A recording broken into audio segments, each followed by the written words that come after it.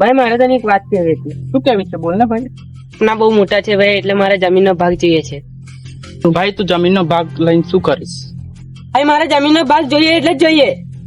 અરે જમીનનો ભાગ લઈને શું કામ છે? હજુ નાનો ભાઈ બાકી છે, તું કુંવારો છે, નાનો ભાઈ કુંવારો છે. તારે મને જમીનનો ભાગ આલવો છે કે નથી આલવો? તે મારે તારે આલવો? તારે જમીનનો ભાગ આલવો કે નહીં આલવો? તારે શું તારે હે ભાગ આલવાનો નહીં આલવાનો હે? એ શું તારે ચાલે કરે?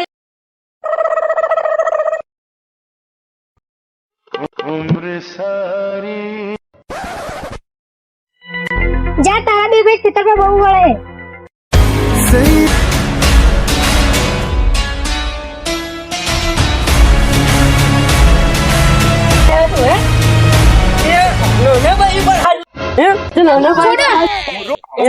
છોડો સિસ્ટમ પાર દેંગે. રામ રામ. શું થયું? આગળ બોલતા જ નહીં.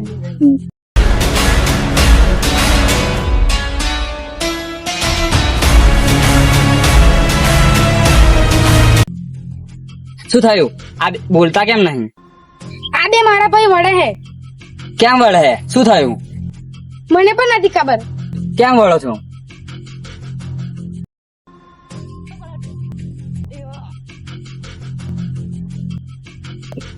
આ વાત તો બહુ મોટી છે. આ વાતને સરપંચને જાણ કરવી જ પડશે. તો ચલો આપણે સરપંચને જોડે વાત કરીએ. હા ચલો. ચલો હવે થઈ જશે એટલે ખબર પડી જાય સરપંચ તાત્કાલિક ફેસલો આવી જશે. હવે તમારો